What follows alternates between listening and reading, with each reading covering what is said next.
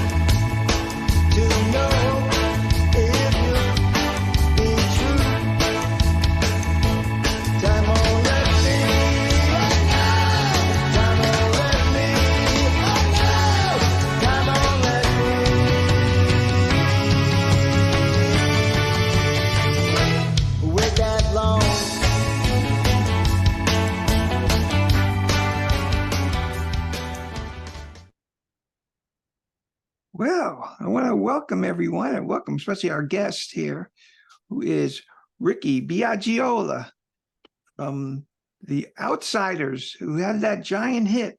And we just played for. Thank you for taking the time to speak with us today, Ricky. Well, my pleasure, Fran. You're quite welcome.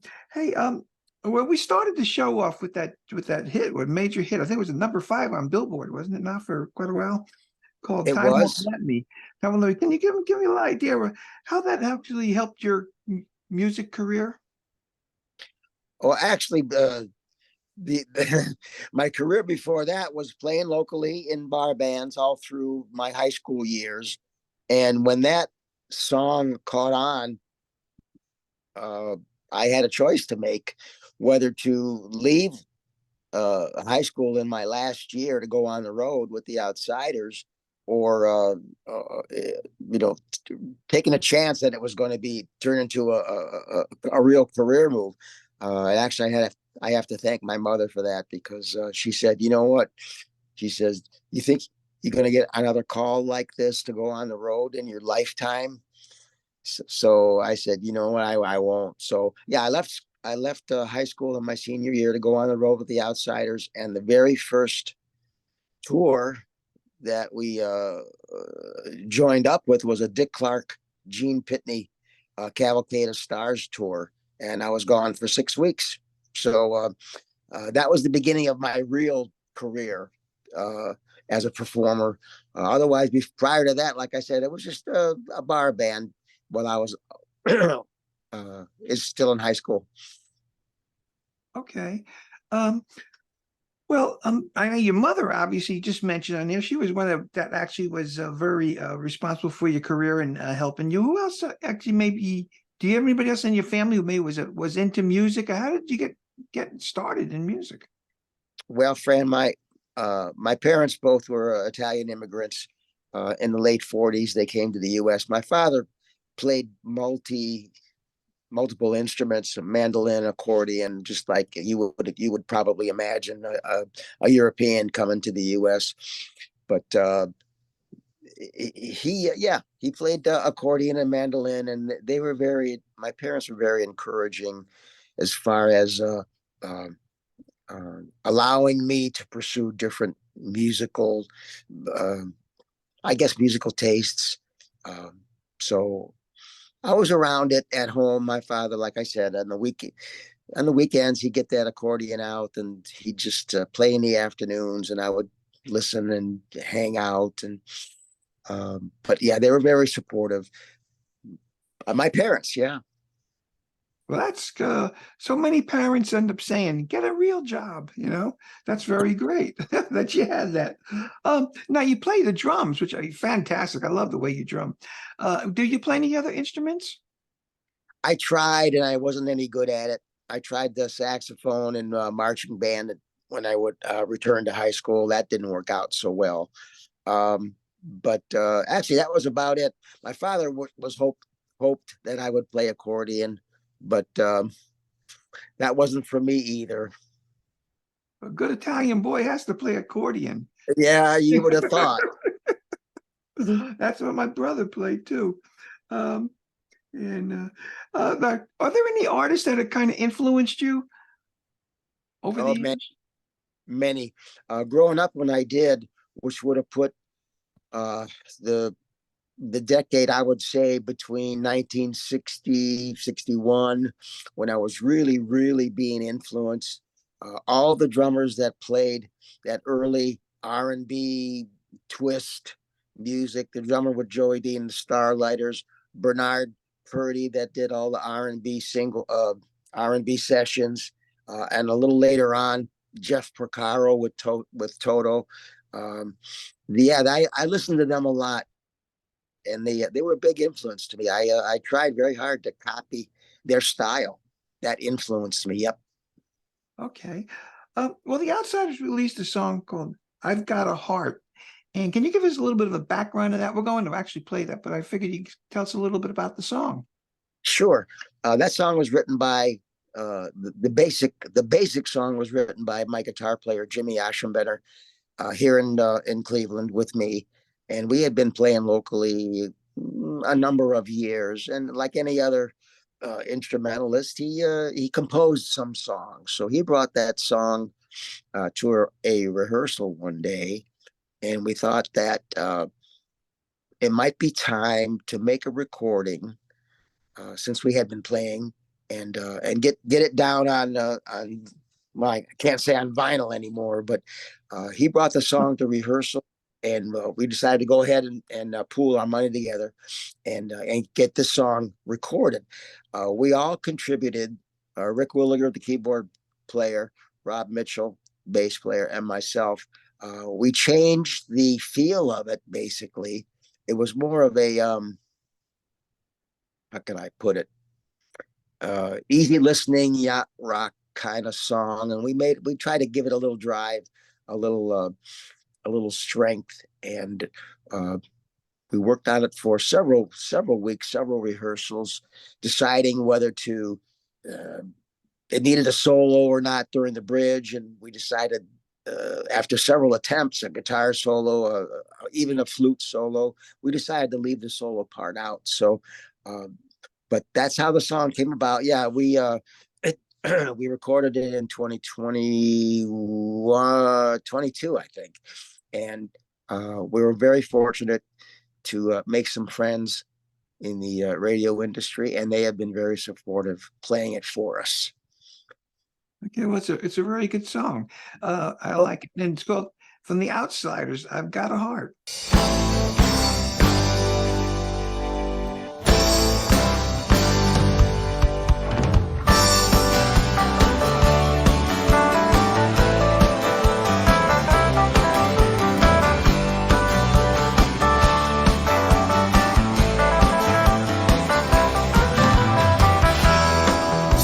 Thought I'd call back to you. So you thought I'd crawl back to you. Saw your picture the other day. Ain't it funny how things changed when you're looking the other way? And I've got a heart too, and I don't know what you're trying to prove, and it breaks with everything that you do. And I've got a heart too. Every day I see an endless skies pass before my eyes. Every day I feel the tears that you cried. So hard to carry on, but now I'm strong, and I found this is where I belong. And I've got a heart too, and I don't know what you're trying to prove, breaks with everything that you do. And I got a heart too. Why did you hurt me? Why did you hurt me again?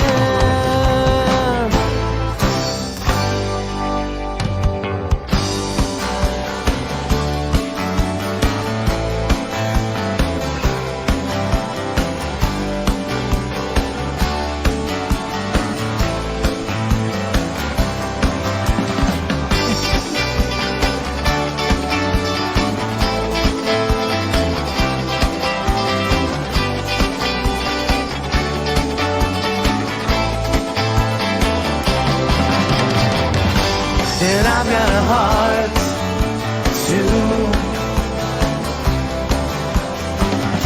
And I don't know what you're trying to prove. And it breaks with everything that you do. And I've got a heart too. And I've got a heart too. And I don't know what you're trying to prove. No, no, no. And it breaks with everything that you do. And I've got a heart too.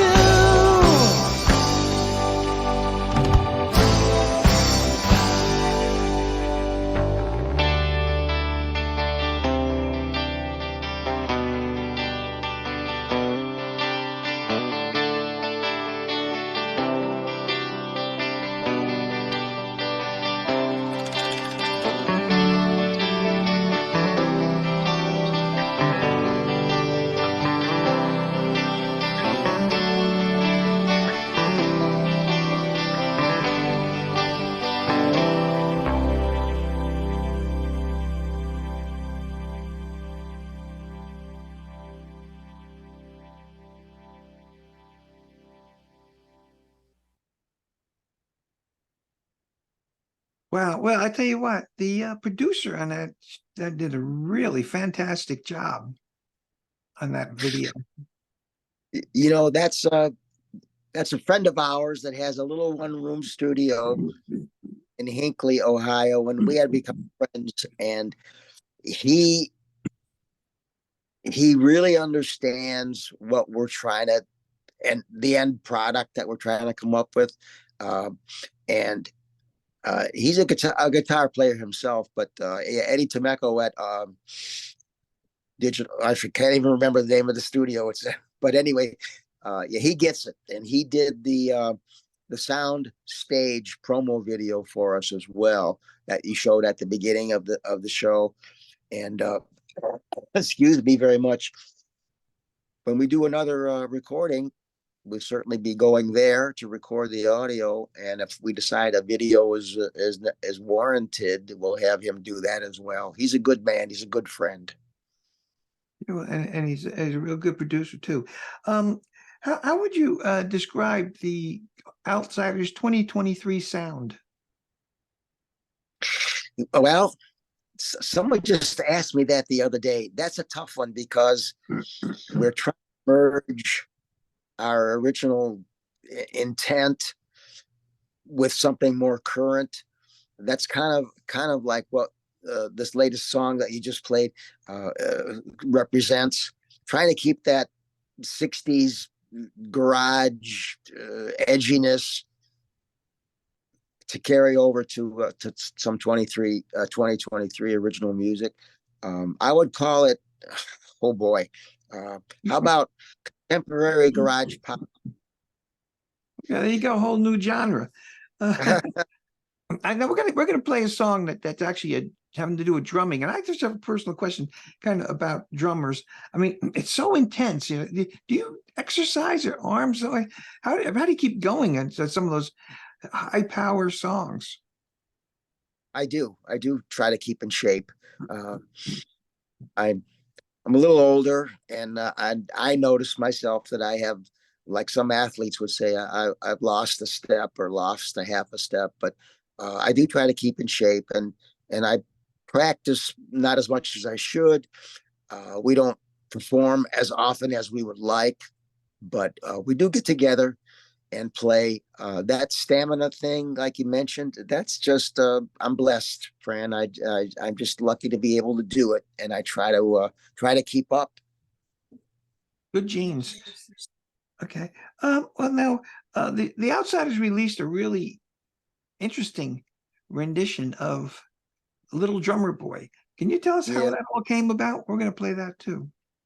that came about listening to just me fiddling around on the computer, listening to some rock versions of Christmas songs, and we kind of came up with that idea, and the fact that I was the drummer with the Outsiders, and it kind of blended together, I guess you might say.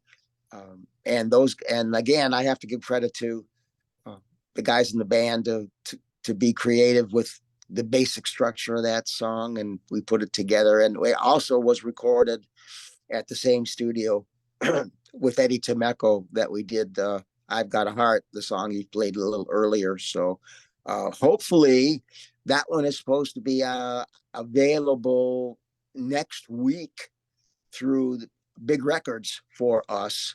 They're going to help us promote that single as well. It's more of a holiday song, I guess you might call it. But yeah, we just kind of put our heads together, and I'm with a bunch of friends, and they are actually good friends and creative people as well. So we don't have any problem throwing ideas out and bringing them together.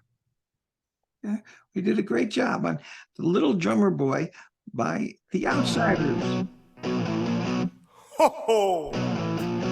Merry Christmas!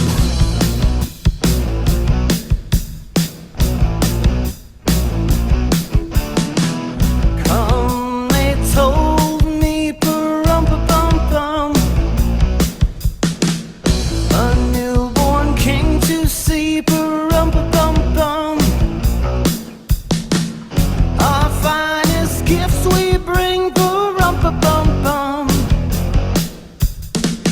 to lay before the king, pa-rum-pa-bum-bum, rum-pa-bum-bum, rum-pa-bum-bum-bum. So to honor him, yeah, when we come with our drum, little baby, pa-rum-pa-bum-bum, I am a poor boy too, pa-rum-pa-bum-bum. I have no gift to bring, pa-rum-pa-bum-bum, that's fit to give this king, pa-rum-pa-bum-bum, rum-pa-bum-bum, rum-pa-bum-bum. Shall I play for you? Yeah. Shall I play for you? Yeah. On my drum. Oh yeah!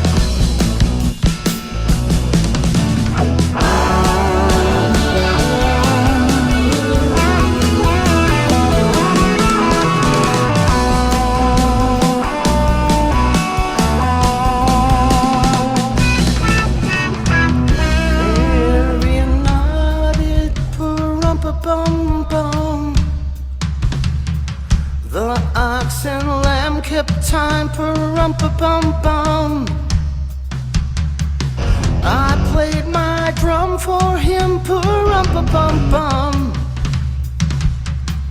I played my best for him, pa-rum-pa-bum-bum, rum-pa-bum-bum, rum-pa-bum-bum-bum. Then he smiled at me. Oh yeah, Jesus smiled.